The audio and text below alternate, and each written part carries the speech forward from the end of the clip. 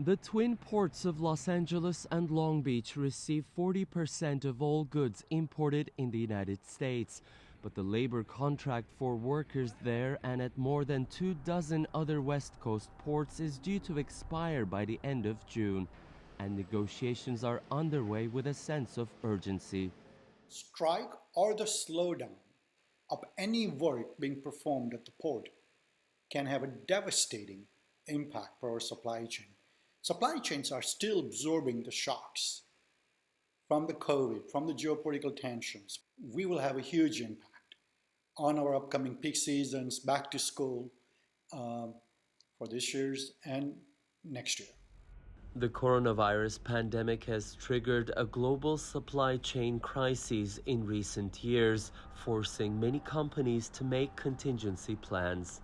If this lasts longer, some companies may start using other ports, let's say ship things to Mexico and move them by trains or by trucks from there, which may then cause some companies to continue doing it that way. So it may mean in the future some loss of the traffic for the ports that we have here.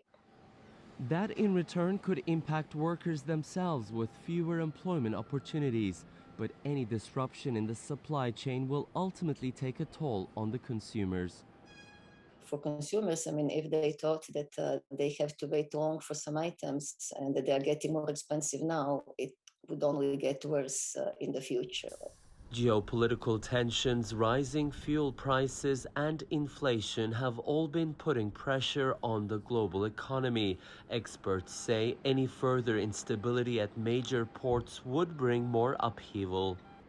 Every single municipality receives the goods that crosses our boundaries here in Los Angeles. So this port really drives our economy. And how well we do as a country directly relates to how well the ports are functioning.